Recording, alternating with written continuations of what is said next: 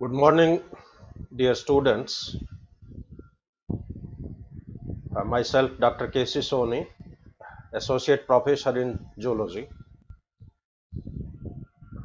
Third year में genetics और biotechnology का पेपर ये मैं आपसे शेयर करूंगा और इस पेपर के सिस्टमेटिक वे में एक एक चैप्टर अपन डिस्कस करेंगे। कुछ वीडियो में पावर पॉइंट के थ्रू आपसे शेयर करूंगा और कुछ वीडियो में बोर्ड टीचिंग के माध्यम से जो कि रियल शूटिंग होगी कैमरे के द्वारा और उनको फिर एडिट करके वॉइस रिकॉर्ड करके वो वीडियो मैं आपसे शेयर करूंगा। तो आपके इस पेपर का पहला जो चैप्टर है जेनेटिक्स का परिचय, जेनेटिक्स क्या है, जेनेटिक्स का सूत्रपात कब हुआ, जेनेटिक्स से संबंधित कौन कौन से सिद्धांत हैं जो प्रतिपादित किए गए हैं, उनके बारे में मैं आपसे चर्चा करूंगा। So today we are going to discuss on our topic genetics and introduction.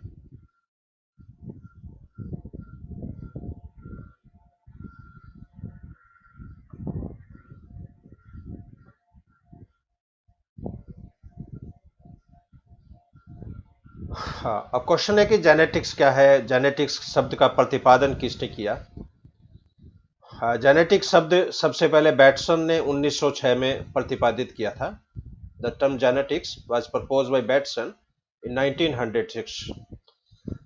ये शब्द एक ग्रीक भाषा से लिया गया है और ग्रीक भाषा में इस जेनेटिक्स का अर्थ होता है टू बिकम या टू ग्रो इनटू।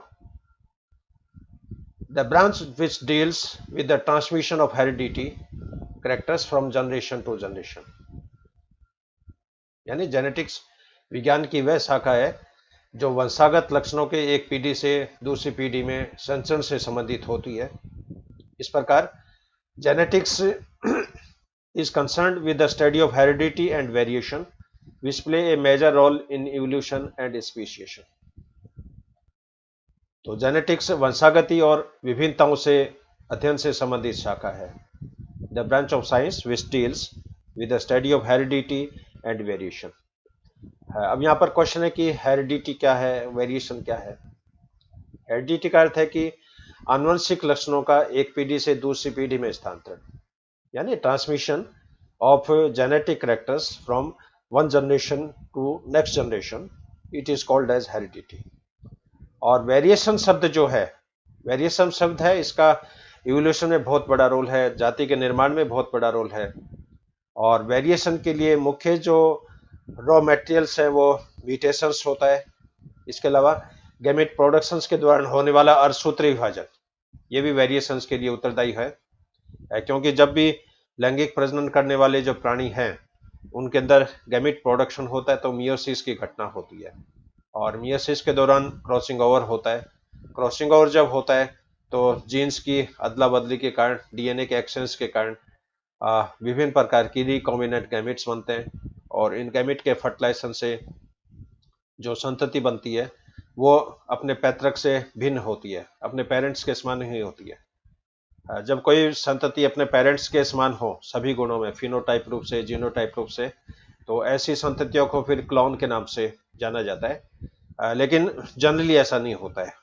लैंगिक प्रजनन करने वाले प्राणियों में गैमेट का प्रोडक्शन मियोसिस के द्वारा होगा और मियोसिस जब होता है तो क्रॉसिंग ओवर होता है। क्रॉसिंग ओवर होता है तो जीन के रिकॉम्बिनेशन में, जीन के संगठन में परिवर्तन हो जाता है और जब भिन्न भिन्न प्रकार के गैमेट्स का फ्यूजन होता है तो उत्पन्न संतति अपने पेरेंट्स से टोटली डिफरेंट होती है। इस प्रकार genetics is concerned with the study of heredity and variation which plays a major role in evolution and speciation। तो आनुवंशिकी वंशागति और विभिन्नताओं के अध्ययन से संबंधित है और वंशागति और विभिन्नताओं के कारण उद् विकास में महत्वपूर्ण भूमिका निभाई जाती है, जाति के निर्माण में महत्वपूर्ण भूमिका निभाई जाती है। अब जेनेटिक्स का हिस्टोरिकल डेवलपमेंट जो है उस पर मैं चर्चा करूंगा।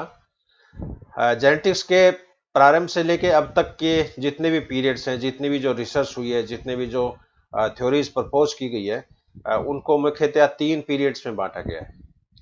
एक तो pre Mendelian period, second is Mendelian period, third is post Mendelian period. यहाँ पर प्री मेंडेलियन पीरियड का अर्थ है कि मेंडल से पहले, मेंडल ने जो अपने नियम प्रतिपादित किए उससे पहले साइंटिस्ट ने क्या क्या एक्सपेरिमेंट किए, क्या क्या सिद्धांत प्रतिपादित किए, उन सभी का सामूहिक जो कलेक्शन है वो क्या कहलाएगा, प्री मेंडेलियन पीरियड। और मेंडेलियन पीरियड में मेंडल के दौरान, मेंडल की रिसर्च के दौरान क्या क्या डिस्कवरी हुई, क्या क्या सिद्धांत प्रतिपादित किए गए, कौन कौन से नियम प्रतिपादित किए गए, वो इस पीरियड में आएगा। और मेंडल के बाद का जो पीरियड है पोस्ट मेंडेलियन पीरियड, ये बहुत ड्रास्टिक है, क्योंकि अब जो जेनेटिक्स का नॉलेज है साइंटिस्ट का वो जीन लेवल पे हो गया है। अपने ह्यूमन की चर्चा करें, ह्यूमन में लगभग 30,000 जीन्स हैं, और ह्यूमन जीनोम प्रोजेक्ट में मनुष्य के प्रत्येक जीन का विश्लेषण हो चुका है कि किस जीन की स्ट्रक्चर कैसी है, किस जीन में नाइट्रोजन बेस की सीक्वेंस कैसी है, किस जीन का रेगुलेशन कैसे होता है, कौन सा जीन क्या क्या प्रोटीन्स बनाता है, और कौन सा जीन कौन से गुणसूत्र पे किस लोकस पे प्रेजेंट है, उस लोकस की सेंट्रोमियर के सापेक्ष दूरी कितनी है। तो इतना बहुत बड़ा जो डेप्थ वाला नॉलेज है वो इस पोस्ट मेंडेलियन पीरियड में जो है वो एनालाइज किया गया है। और वर्तमान में बायोटेक्नोलॉजी का जमाना है, रिकॉम्बिनेंट डीएनए टेक्नोलॉजी का जमाना है, नैनो टेक्नोलॉजी का जमाना है, और जीन मैनिपुलेशन है वो आजकल संभव है, जीन की क्लोनिंग संभव है, और यहाँ तक भी आने वाले दिनों में मनुष्य की भी क्लोनिंग जो है वो संभव हो जाएगी। तो इसके पूरे हिस्टोरिकल डेवलपमेंट को 3 फेज में डिवाइड किया गया है, pre Mendelian period, Mendelian period और पोस्ट मेंडेलियन पीरियड। अब इन पीरियड में क्या क्या सिद्धांत प्रपोज किए गए हैं उस पर मैं आपसे चर्चा करूंगा। जैसे प्री मेंडेलियन पीरियड के दौरान कुल 11 सिद्धांत वैज्ञानिकों के द्वारा प्रतिपादित किए गए हैं, और ये थ्योरीज क्रोनोलॉजिकल ऑर्डर्स में है। पहला जैसे vapour and fluid theory, semen theory, Aristotle theory, preformation theory, particulate theory, encasement theory, epigenetic theory, pangene theory, germ plasm theory, theory of acquired characters और म्यूटेशंस थ्योरी। ये कुल 11 सिद्धांत हैं जो मेंडल से पहले के हैं, मेंडल के नियमों के सूत्रपात से पहले के हैं, इसलिए इनको प्री मेंडेलियन पीरियड के अंदर इंक्लूड किया है। इन सिद्धांत को मैं क्रम से एक एक डिस्कस करूंगा। पहला सिद्धांत है वेपर एंड फ्लूइड थ्योरी, यानी वाष्प और तरल सिद्धांत। इस सिद्धांत का प्रतिपादन पाइथागोरस ने किया था, और पाइथागोरस का जो ड्यूरेशन है वो ईसा से भी 500 वर्ष पहले, यानी अभी जैसे सन 2020 चल रही है तो 2520 वर्ष पहले का यह सिद्धांत है। इन्होंने बताया कि लैंगिक समागम के समय कुछ फ्लूइड और वाष्प मेल पार्टनर के मस्तिष्क से निकलती है, यानी सेक्सुअल रिप्रोडक्शन के समय, सेक्सुअल इंटरकोर्स के समय नर के द्वारा उनके मस्तिष्क से कुछ तरल और वाष्प जो होते हैं वो स्रावित होते हैं। Due to this reason progeny resembles with their father, इसके कारण जो संतति होती है वो अपने फादर से मिलती जुलती होती है। So this theory was proposed by Pythagoras. Pythagoras proposed that at the time of coitus some fluid and vapor released from brain of male partner, and due to this reason progeny resemble with their father। लेकिन अपन जानते हैं कि कोई मनुष्य के मस्तिष्क से कोई इस तरह का कोई तरल जो होता है वो स्रावित नहीं होता है, और मस्तिष्क का संतति के निर्माण में कोई रोल नहीं है। Second is semen theory. इस थ्योरी का प्रतिपादन एम्पिडोकल्स ने किया था, और according to this theory at the time of coitus semen is secreted by both partner. इस सिद्धांत के अनुसार लैंगिक समागम के समय नर और मादा दोनों के द्वारा सीमन का स्राव होता है, लेकिन हम जानते हैं कि सीमन का सिक्रीशन केवल नर के द्वारा ही होता है। मादा के द्वारा इस्ट्रस फ्लूइड का स्राव हो सकता है, जिसको रज तरल जैसे बोलते हैं, और रज तरल के कारण अपने प्राइमेट्स में मेंस्ट्रुअल साइकिल पाई जाती है, और इसके अलावा जितने मैमल्स है उनके अंदर ईस्टर साइकिल पाई जाती है। लेकिन ये सिद्धांत भी अमान्य है। हालांकि इससे आइडिया निकलती है कि सेक्सुअल इंटरकोर्स के समय सीमन जो होता है वो सिक्रीट होता है नर के द्वारा, ये अपन जानते हैं। तो ये भी एक केवल हिस्टोरिकल थ्योरी है, और इसका कोई विशेष कोई योगदान नहीं है। तीसरे सिद्धांत है अरिस्टो का सिद्धांत, अरिस्टोटल थ्योरी। इस सिद्धांत का प्रतिपादन अरिस्टो ने किया था। According to this theory, the semen is a type of rectified blood which can provide vitality to developing embryo. ये सिद्धांत कहता है कि सीमन जो होता है वो एक प्रकार का परिशोधित रक्त होता है और ये परिवर्तित भ्रूण में जीवत्ता प्रदान करता है, विटेलिटी प्रदान करता है, वाइबिलिटी प्रदान करता है। And fluid secreted by female is a type of estrus fluid which provide nutrition to the embryo।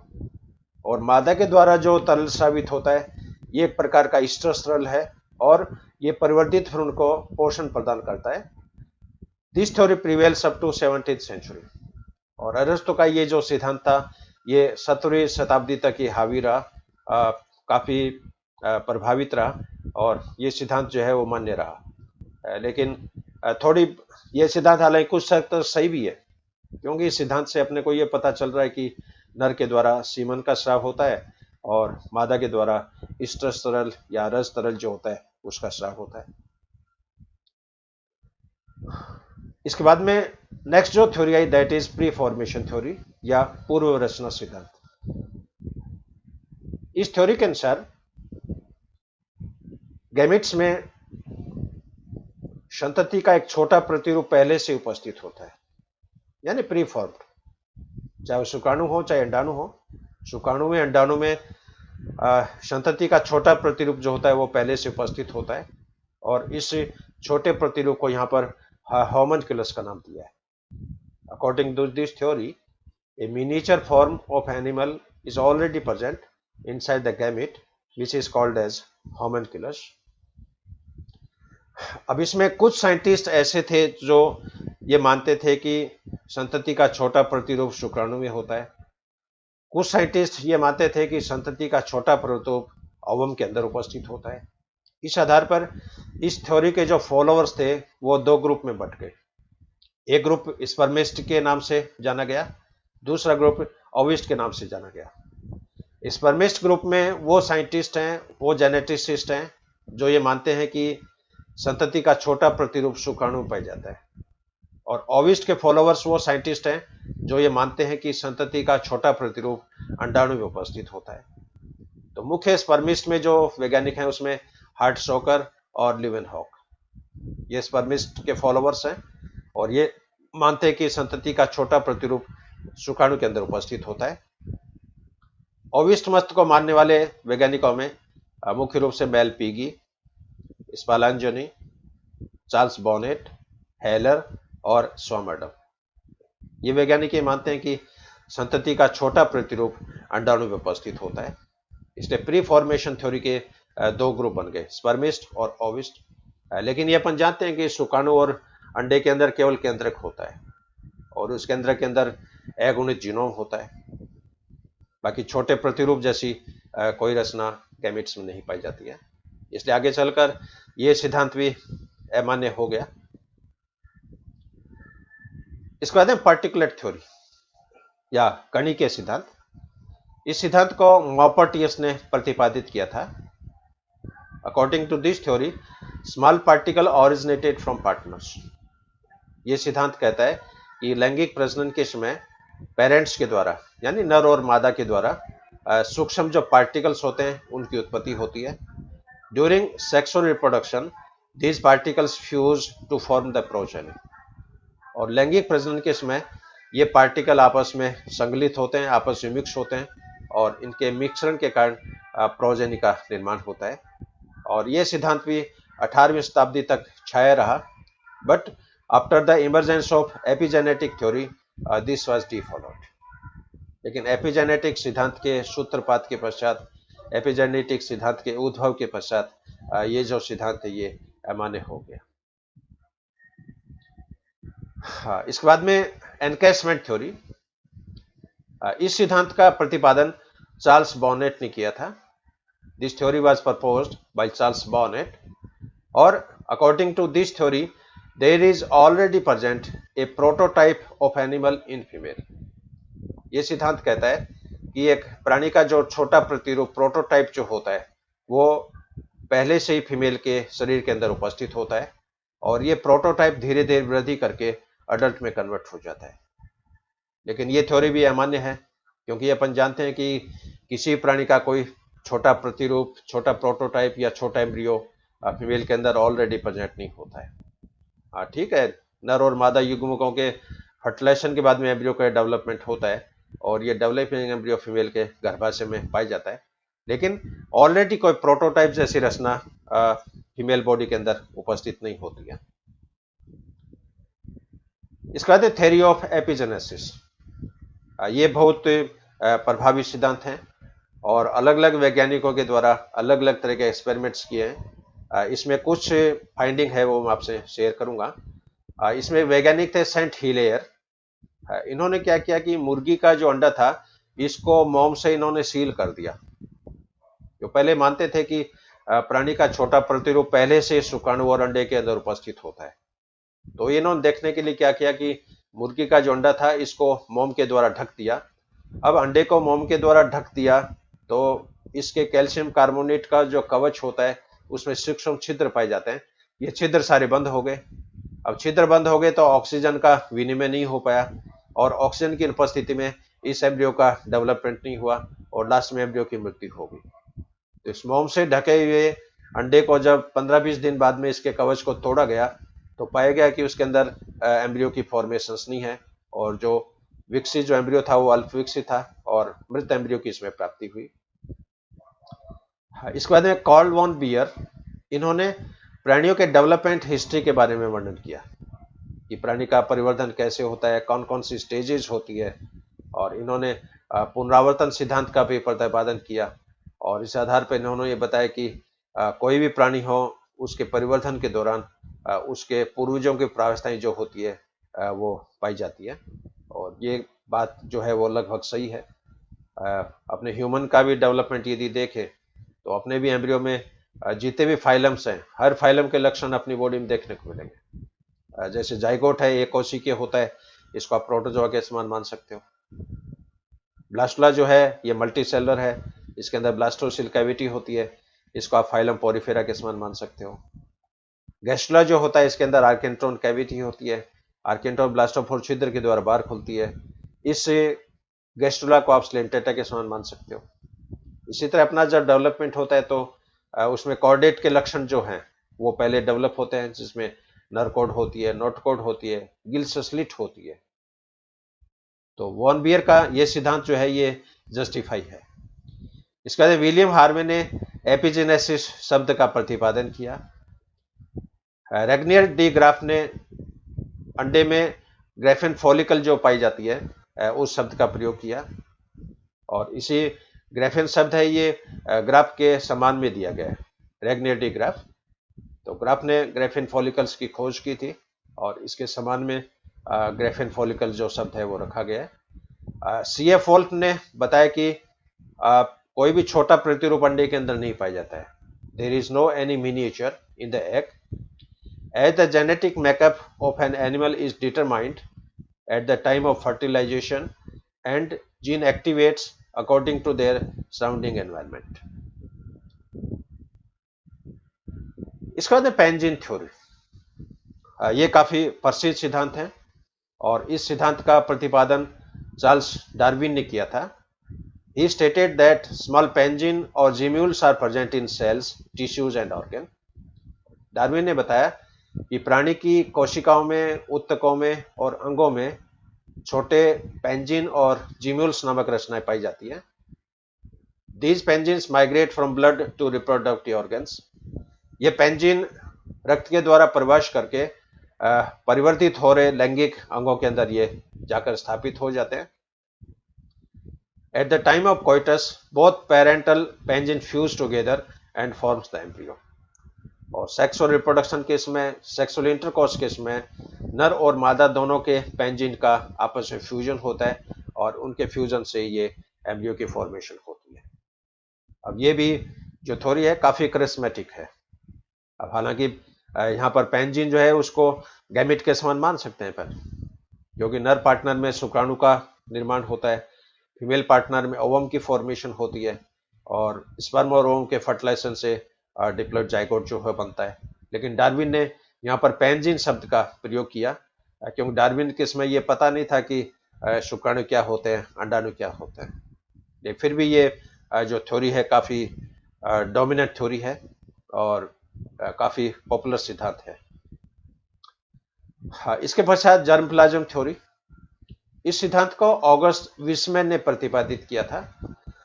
Germ plasm theory क्या कहती है कि लैंगिक प्रजनन करने वाले जो प्राणी होते हैं उनके शरीर में दो प्रकार की कोशिकाएं पाई जाती है। एक तो कायिक कोशिका या सोमेटिक सेल्स, दूसरी जनन कोशिका या जर्म सेल्स। कायिक कोशिकाओं में पाए जाने वाले जो प्रोटोप्लाज्म है ये सोमेटोप्लाज्म कहलाता है। जर्म सेल्स में पाए जाने वाला प्रोटोप्लाज्म जर्म प्लाज्म कहलाता है। जर्म प्लाज्म में propagate from generation to generation, while somatoplasm diminish with the death of that animal। अब इसमें जो कायिक द्रव्य है इसका पीढ़ी दर पीढ़ी संचरणीय होता है और प्राणी की मृत्यु के साथ सोमेटोप्लाज्म की डेथ हो जाती है। लेकिन जर्म प्लाज्म जो होता है ये पीढ़ी दर पीढ़ी प्रोपेगेट होता है और प्राणी की मृत्यु के साथ ये समाप्त नहीं होता है। तो जर्म प्लाज्म थ्योरी है, ये भी काफी फेमस थ्योरी है और काफी ये मान्यता प्राप्त है। इसके बाद थ्योरी ऑफ एक्वायर्ड कैरेक्टर्स, उपार्जित लक्षणों का सिद्धांत। इस सिद्धांत को लामार्क ने दिया था।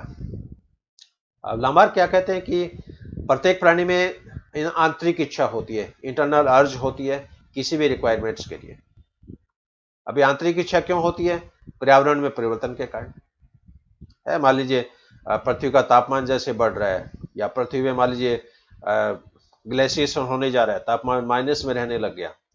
बहुत ज्यादा जब ठंड पड़ती है तो मनुष्य की भी इच्छा होती है कि उसके शरीर में इस तरह की कोई रचनाएं बन जाए ताकि उसको ठंड नहीं लगे। तो पर्यावरण में चेंज के कारण नई रचनाओं की आवश्यकता होती है और ये नई रचनाएं उपार्जित लक्षण के रूप में यहाँ पर डेवलप होती है। अब पर्यावरण में परिवर्तन के कारण, एनवायरमेंट में चेंज के कारण जो नई रचनाएं विकसित हुई है अनुकूलित लक्षणों के रूप में, ये नई रचनाएं एक्वायर्ड कैरेक्टर्स के नाम से या उपार्जित लक्षणों के नाम से जानी जाती है। अब इन उपार्जित लक्षणों का यदि उपयोग में नहीं लेंगे, लगातार उपयोग में नहीं लेंगे, तो ये रचना धीरे धीरे विलुप्त हो जाती है, इसका आकार धीरे धीरे छोटा होता जाता है और इन ऑर्गेन्स को यदि लगातार उपयोग में लेंगे तो इनका निरंतर जो होता है विकास होता जाता है। अब ऑर्गेन को लगातार यूज करने के कारण उसकी साइज बढ़ती है और ये लक्षण फिर पीढ़ी दर पीढ़ी प्रोपेगेट होता रहता है और धीरे धीरे नई संतति की फॉर्मेशन हो जाती है। अब इस एक्सपेरिमेंट के लिए जैसे जिराफ की गर्दन कैसे लंबी हुई, ये जैसे अपन एक्सप्लेन करें तो लामार्क ने क्या किया कि प्रारंभ में जो जिराफ थे वो गधे की साइज के थे, उनकी गर्दन बहुत छोटी थी और ये घास को चरते थे। अब काफी संख्या में जिराफ ने जब घास खत्म कर दिया खा के, अब खाने के लिए कोई सामग्री नहीं बची, तो ये जिराफ फिर जो छोटी जो झाड़ियां थी उनकी पत्तियों को खाने लगे। अब पेड़ों की पत्तियों को जब खाने लगे तो ये अपनी गर्दन को यूं ऊपर करके यूं स्ट्रेच करते थे। अब स्ट्रेच करते थे तो ये स्ट्रेच के कारण इनकी गर्दन धीरे धीरे लंबी हो गई और ये लक्षण पीढ़ी दर पीढ़ी जो है वो प्रोपेगेट हो गया। अब झाड़ियां भी जब खत्म हो गई तो फिर ये जिराफ पेड़ों की पत्तियों को, टहनियों को खाने लगे, तो गर्दन में और ज्यादा स्ट्रेच हुआ, उसके कारण ये गर्दन धीरे धीरे और लंबी हो गई। तो लामार्क ने जिराफ की गर्दन कैसे लंबी हुई उसको उपार्जित लक्षणों के रूप में इस सिद्धांत को प्रतिपादित किया है। इसके पश्चात म्यूटेशन थ्योरी, उत्परिवर्तन सिद्धांत। इस सिद्धांत को ह्यूगो डी व्रीज ने प्रतिपादित किया था और ह्यूगो डी व्रीज ने इवनिंग प्रिमरोज, चाइनीज गुड़हल भी इसको बोलते हैं, इवनिंग प्रिमरोज नामक पौधे पे अपने जो प्रयोग थे वो किए और इस सिद्धांत के अनुसार new species is formed by large discontinuous variations which appear suddenly and species formed in a single state. ये सिद्धांत कहता है कि नई जाति की जो उत्पत्ति होती है वो वृहद आकार की असतत विभिन्नताओं के कारण होती है और ये असतत विभिन्नताएं एक सिंगल स्टेप में डेवलप होती है और नई जो जाति बनती है उसका निर्माण सिंगल स्टेप में हो जाता है। और ये अपन जानते हैं कि नई स्पीशीज बनती है वो एक झटके में एक सिंगल स्टेप में नहीं बनती है, एक नई स्पीशीज को बनने में लाखों वर्ष करोड़ों वर्ष लग जाते हैं। इसलिए इवोल्यूशन है वो एक स्लो प्रोसेस है अपने ह्यूमन की उत्पत्ति भी माने तो आज से लगभग 30 लाख वर्ष पहले हुई है। अब 30 लाख वर्ष पहले जो प्राइमेट थे, चिंपैंजी हो सकते हैं, ओरंगुटन हो सकते हैं। अब ओरंगुटन से आदमी को बनने में, चिंपैंजी से आदमी को बनने में 30 लाख वर्ष का समय लग गया है। तो उद्विकास है जो ये एक स्लो प्रोसेस है। और इस विधि द्वारा उत्पन्न जो संतति होती है उसको म्यूटेंट बोलते हैं। There are no any intermediate stage found. और जब ये संतति बनती है, क्योंकि ये तो मानते हैं कि नई जो स्पीसीज है वो एक झटके में, एक सिंगल स्टेप में बन जाती है, इसलिए कोई मध्यवर्ती प्रतिरूप जो होते हैं वो इसमें नहीं बोलते हैं। म्यूटेशन जो है वो किसी भी डायरेक्शंस में हो सकता है, और म्यूटेशंस प्रकृति में निरंतर होते रहते हैं, निरंतर चलते रहते हैं। कुछ म्यूटेशन डोमिनेंट टाइप के होते हैं, कुछ म्यूटेशन रिसेसिव टाइप के होते हैं, और म्यूटेशंस के कारण प्राकृतिक चेंज जो होता है वो संपादित होता है। तो म्यूटेशन थ्योरी डी व्रिज की ये काफी फेमस थ्योरी है, और काफी फंडामेंटल एस्पेक्ट इसके द्वारा क्लियर होते हैं। तो ये जो सिद्धांत है ये मेंडल से पूर्व के हैं, प्री मेंडेलियन पीरियड। अब इसके बाद मेंडल जो थे, मेंडल की भी जो हिस्ट्री है, इसकी लाइफ बहुत स्ट्रगलफुल रही। इसकी जीवनी में नेक्स्ट जो अपना व्याख्यान होगा उसमें मैं आपसे शेयर करूंगा। तो ग्रिगोर जॉन मेंडल ने अपने जो प्रयोग थे वो मीठी मटर के ऊपर संपादित किए, पाइसम सेटाइवम के ऊपर, और इनके जो निष्कर्ष थे वो 1866 में प्रकाशित हुए ब्रोंस की नेचुरल हिस्ट्री सोसाइटी की प्रोसीडिंग्स में। लेकिन इनके सिद्धांतों को कोई मान्यता नहीं मिली, न ही किसी का ध्यान गया, क्योंकि इनके जो नियम प्रतिपादित किए उनका मैथमेटिकल इंटरप्रिटेशन था, स्टैटिस्टिकल इंटरप्रिटेशन था, और मैथमेटिकल व्याख्या होने के कारण इन सिद्धांतों को कोई ज्यादा इनको तवज्जो नहीं दी गई। लेकिन सन 1900 में 3 वैज्ञानिक, एक तो ह्यूगो डी व्रिज, एक कार्ल कॉरेंस और एरिक वॉन शर्मेट, इन 3 वैज्ञानिकों ने मेंडल के नियमों के प्रयोग अलग अलग पौधों के ऊपर संपादित किए, अलग अलग प्राणियों के ऊपर संपादित किए। तो इन्होंने पाया कि मेंडल के द्वारा प्रतिपादित जो सिद्धांत थे, मेंडल के द्वारा प्रतिपादित जो निष्कर्ष थे, वो 100% सही है। अब इनकी खोज के पश्चात मेंडल को फिर फादर ऑफ जेनेटिक्स की उपाधि दी गई, और मेंडल जो है वो considered as father of genetics, studied pea plant to learn about transmission of trait from parent to offspring. Mendel के पश्चात का जो पीरियड है that is post Mendelian period, और पोस्ट मेंडेलियन पीरियड है ये वर्तमान में चल रहा है, और वर्तमान में मॉडर्न जेनेटिक्स के रूप में इसको जैसे जाना जाता है। और आजकल बायोटेक्नोलॉजी का जमाना है, रिकॉम्बिनेंट डीएनए टेक्नोलॉजी का जमाना है, जेनेटिक इंजीनियरिंग का जमाना है, और तरह तरह के इंस्ट्रूमेंट्स है वो डिस्कवर हो गए, और जीन के मॉलिक्यूलर लेवल पर जो है वो डिस्कवर हो गई। हर प्राणी के डेवलपमेंट में किस जीन का क्या रोल है, कौन सा जीन कब एक्टिव होगा, किस जीन के रेगुलेशन की कार्य प्रणाली क्या है, ये आजकल जो है वो एक सामान्य सी बात है। अभी जैसे कोरोना वायरस का इन्फेक्शन पूरे दुनिया में फैल रहा है, लेकिन वैज्ञानिकों ने कोरोना वायरस के जीनोम की सीक्वेंस कर ली है। अपने इंडिया में भी दिल्ली में जो इंस्टीट्यूट है उसके अंदर हमारे मित्र हैं डॉक्टर हेमंत गौतम, और उनकी जो पूरी टीम है 10-11 साइंटिस्ट की, उन्होंने लगभग 6-7 वैरायटी के कोरोना वायरस के जीनोम की एनालिसिस की है, डीएनए की सीक्वेंस की है, और इस रिसर्च के आधार पर बहुत जल्दी वैक्सीन का प्रोडक्शन होने वाला है, और वैक्सीन प्रोडक्शन में भारत जो होगा वो दुनिया में 1 नंबर पे रहेगा।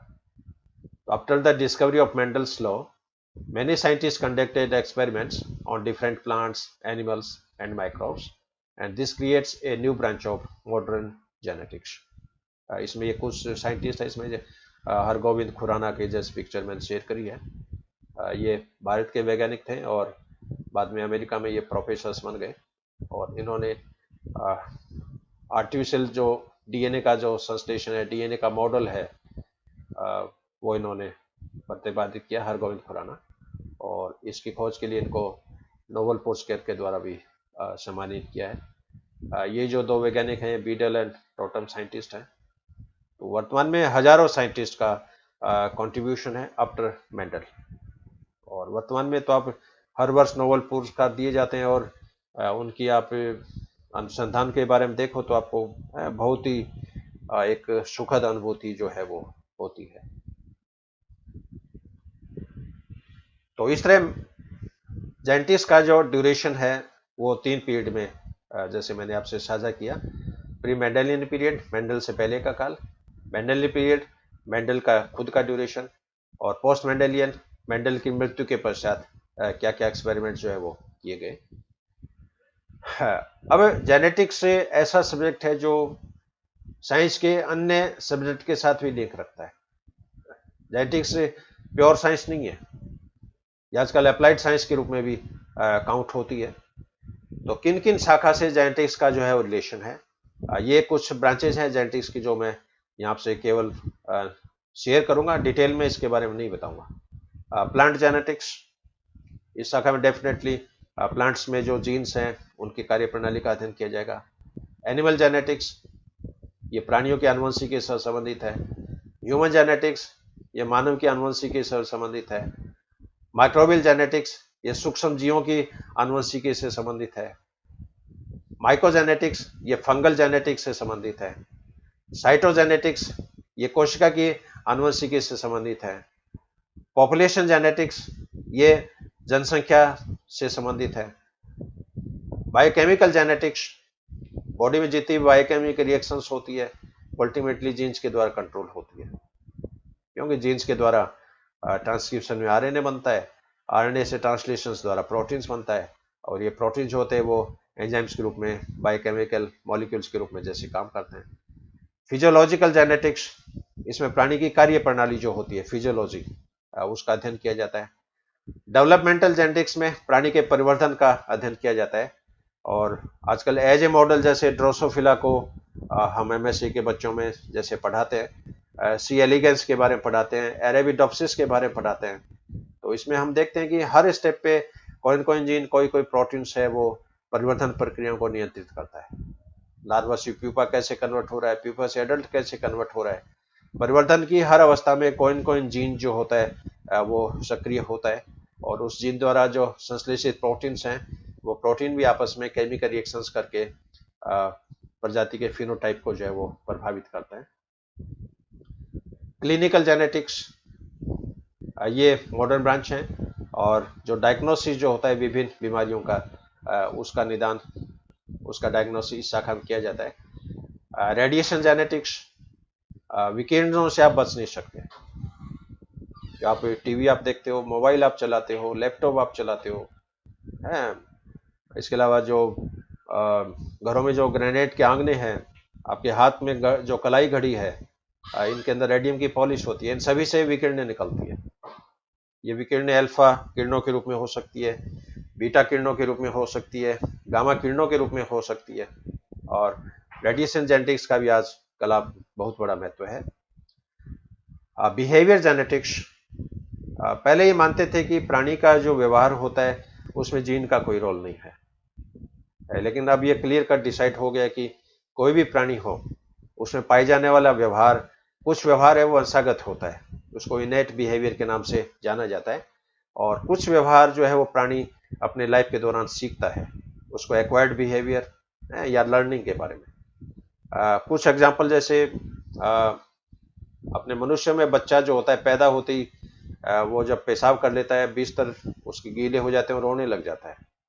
अब क्वेश्चन है कि उस छोटे बच्चे को रोना किसने सिखाया? ये जन्मजात व्यवहार है। इसी तरह जैसे कुत्तों में देखा होगा, नर कुत्ते के बच्चे जो होते हैं वो यूरिनेशन जो है तो टांग उठा के करते हैं। अब इन कुत्तों को किसने सिखाया, नर कुत्तों को किसने सिखाया कि टांग उठा के जो है यूरिनेशन करना है? लेकिन ये बिहेवियर हेरिडिटरी है, ये पीढ़ी दर पीढ़ी जो है वो प्रोपिगेट होता है। इसके अलावा quantitative genetics, ecological genetics, taxonomical genetics, evolutionary genetics, Eugenix. Eugenix जो ब्रांच है ये मानव की नस्ल सुधार से संबंधित है, और इसमें आनुवंशिकी के नियमों का एप्लीकेशन होता है, और आनुवंशिकी के नियमों को एप्लीकेट करते हुए ह्यूमन की जो रेस है, ह्यूमन की जो ब्रीड है उसके अंदर सुधार किए जाते हैं। तो Eugenix, branch of Eugenix is related with the improvement of human race. यूथेनिक्स में क्या होगा कि इसमें भी मानव जाति का सुधार किया जाता है, लेकिन बाय प्रोवाइडिंग गुड न्यूट्रिशन। यदि आप बच्चे को अच्छा पोषण प्रदान करो, खाने पीने की जो बैलेंस डाइट है प्रदान करो, न्यूट्रिटिव डाइट है प्रदान करो, तो उस बच्चे का जो पर्सनैलिटी है वो इसमें चेंज हो जाती है। हालांकि इसमें जेनेटिक मेकअप में कोई चेंज नहीं होता है, क्योंकि डाइट से कोई डीएनए में इनमें कोई ज़्यादा परिवर्तन नहीं होता है, लेकिन सोमेटिक जो फीचर्स है, फिनोटिक फीचर्स है, वो अच्छे पोषण के कारण परिवर्तित होता है। और यूफेनिक्स जो है ये मेडिकल इंजीनियरिंग है। आज के लिए पॉसिबल है कि जाइगोट में, शुक्राणु में किसी भी आप डीएनए को जोड़ सकते हो, किसी भी डीएनए को आप काट सकते हो। तो जीन मैनिपुलेशन जो है वो आजकल एम्ब्रियो लेवल पर जो होता है वो संपादित होने लग गया है। सपोज किसी परिवार में मान लीजिए ब्लड कैंसर आनुवंशिक है, हेरिडिटरी। ब्लड कैंसर हेरिडिटरी है तो इस परिवार में जो भी बच्चे पैदा होंगे उनमें एक निश्चित आयु के बाद में ब्लड कैंसर हो जाएगा। और आजकल ये अपन जानते हैं कि ब्लड कैंसर का जीन जो होता है वो 21वें नंबर के का एक गुणसूत्र में उपस्थित होता है। इस गुणसूत्र को फिलाडेल्फिया क्रोमोसोम के नाम से भी जाना जाता है। तो आजकल जाइगोट लेवल पे 21वें नंबर के गुणसूत्र में जो ब्लड कैंसर का जीन है, उस जीन को एंडोन्यूक्लियस एंजाइम के द्वारा कट करके रिमूव कर दिया जाता है। और इस रिमूवल के पश्चात उस फैमिली के अंदर, उस परिवार के अंदर ब्लड कैंसर कभी भी नहीं होगा। तो ये एक मानव जाति के सुधार से संबंधित ये 3 ब्रांचेज है, यूजेनिक्स, यूथेनिक्स और यूफेनिक्स। हाँ, अब लास्ट में जेनेटिक्स का ह्यूमन वेलफेयर में क्या योगदान है, ये मैं बहुत ही शॉर्ट में चर्चा करूंगा। Genetics and breeding. अब ये ब्रीडिंग प्लांट ब्रीडिंग भी हो सकती है, एनिमल ब्रीडिंग हो सकती है, लाइवस्टॉक ब्रीडिंग हो सकती है। और ब्रीडिंग के द्वारा अच्छी नस्ल की जो संततियां होती है उसको उत्पन्न किया जा सकता है। और इन संततियों का जो उपयोग है वो मानव सोसाइटी में जैसे किया जाता है। और विशेषकर जो प्लांट है, क्रॉप प्रोडक्शन है, इसके अलावा जो पोल्ट्री फार्म है, फिशरीज है, स्तनधारी जो है, विशेषकर दूध देने वाले जो प्राणी है, उनको इस विधि के द्वारा इम्प्रूव किया जाता है। Genetics and medicine. मेडिसिन आजकल कुछ मेडिसिन है जो सिंथेटिक ड्रग्स के रूप में है, लेकिन कुछ मेडिसिन में प्रोटीन मॉलिक्यूल है उनका उपयोग किया जाता है, ग्लाइकोप्रोटीन्स का यूज किया जाता है। तो जेनेटिक्स के नियमों को अप्लाई करते हुए आजकल जो मॉलिकुलर मेडिसिन है, डीएनए वैक्सीन हैं, उनका निर्माण किया गया है। यूजेनिक्स, ये मैंने आपसे भी चर्चा करी है। यूजेनिक्स विज्ञान की वो शाखा है जिसमें आनुवंशिकी के नियमों का उपयोग करते हुए मानव जाति की नस्ल का सुधार किया जाता है। और लीगल एप्लीकेशन, ये भी एक फॉरेंसिक साइंस में आजकल जेनेटिक्स का यूज होता है। कई बार जैसे हॉस्पिटल में बच्चों की अदला बदली हो जाती है, बच्चे चोरी हो जाते हैं। जैसे आज चूरू में, आज अखबार में न्यूज थी कि यहाँ भरतिया हॉस्पिटल से एक लड़के को परसों चुरा के ले गई कोई महिला, और फिर ये पुलिस ने डिटेक्ट करके उस अपराधी को पकड़ लिया। तो उसने कबूल किया कि मेरे 3 लड़कियां हैं, मेरे लड़का नहीं है, और लड़का नहीं है तो लड़के की चाहत में मैंने इस बच्चे को चुराया। और बड़े शहरों में जो बड़े जो हॉस्पिटल्स है चाइल्ड डिलीवरी के, वहाँ पर तो क्या है, 2-2, 3-3 हज़ार डिलीवरी रोजाना होती है, और वहाँ पर बच्चों की अदला बदली है वो मामूली बात है। लेकिन जेनेटिक्स के रूल्स को अप्लाई करने पर पता लग जाता है कि इसके असली मदर फादर कौन है। ब्लड ग्रुप के द्वारा आइडेंटिफाई हो सकता है। मान लीजिए सपोज हस्बैंड भी ए बी ब्लड ग्रुप का हो, उसकी वाइफ भी ए बी ब्लड ग्रुप की हो, तो अब इस कपल के ओ ब्लड ग्रुप वाला बच्चा कभी भी नहीं होगा। और मान लो मदर फादर दोनों ए बी ब्लड ग्रुप के हों और उसके जो संतति है वो मान लीजिए ओ ब्लड ग्रुप की हो, तो डेफिनेटली क्लियर है कि ये बच्चा इनका नहीं है, हॉस्पिटल के अदला बदली होगी। और इसके अलावा आजकल जो एक डीएनए फिंगर प्रिंटिंग, ये एक बहुत ही जबरदस्त टेक्नोलॉजी है जिसमें अपराधियों की पहचान हो जाती है। आपको कोई भी सैंपल मिल जाए, उस अपराधी का थूक मिल जाए, उसका बाल मिल जाए, उसकी टूथब्रश मिल जाए, उसके पहने कपड़े मिल जाए, उसके अंदर डीएनए जरूर मिलेगा। इस डीएनए की फिर बेंडिंग पैटर्न के द्वारा अपराधी का जो होता है पहचान किया जाता है। तो फॉरेंसिक साइंस में, साइबर क्राइम में इस टेक्निक का आजकल यूज है। और इसके अलावा और भी इनके सैकड़ों योगदान है, क्योंकि सभी को यहाँ में शेयर करना यहाँ संभव नहीं है। लेकिन अपने आगे जो जो चैप्टर्स आएंगे, हर चैप्टर्स में मैं आपको धीरे धीरे डेप्थ में मैं इस सब्जेक्ट में आपको ले जाऊंगा। तो ये आज का अपना पहला व्याख्यान था, जेनेटिक्स एंड इंट्रोडक्शन। आनुवंशिकी क्या है, आनुवंशिकी कौन कौन सी शाखाएं हैं, आनुवंशिका का हिस्टोरिकल डेवलपमेंट है वो कितने काल में बांटा गया है, और जेनेटिक्स का ह्यूमन सोसाइटी के अंदर क्या रोल है, क्या इसका एप्लीकेशन है, क्या यूजेस है। और अब ये जो चैप्टर है हिस्टोरिकल है, और परीक्षा में कुछ क्वेश्चंस इस चैप्टर से आते हैं। बहुत बड़ा क्वेश्चंस तो इसमें नहीं बनते हैं, लेकिन इसमें जो मुख्य जो क्वेश्चंस बनेंगे इसमें जैसे जेनेटिक्स क्या है, यूजेनिक्स क्या है, यूथेनिक्स क्या है, यूफेनिक्स क्या है, जेनेटिक इंजीनियरिंग से आप क्या समझते हैं, प्री फॉर्मेशन थ्योरी किसने प्रतिपादित की, पेंजीन क्या है, होमनक्यूलस से आप क्या समझते हैं, और कुछ इसमें 4-5 सिद्धांत हैं उस पर जनरली जैसे क्वेश्चंस आते हैं। प्री फॉर्मेशन थ्योरी पे जैसे शॉर्ट नोट्स आता है, पेंजीन थ्योरी पे आता है, रिकैपिटुलेशन थ्योरी पे आता है।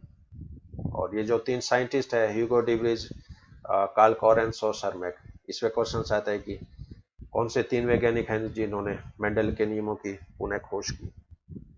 तो बहुत ही इंटरेस्टिंग टॉपिक है, और याद करने के हिसाब से बहुत ही इजी है। और फिर भी आपके कोई क्वेश्चंस हो तो आप व्हाट्सएप नंबर पे आप संपर्क कर सकते हैं।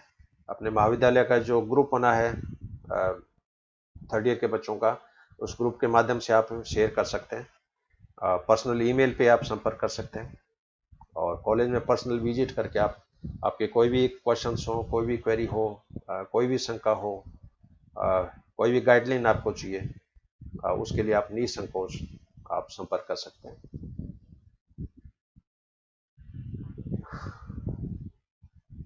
अंत में आप सभी का welcome, thank you very much, have a good day, have a great day.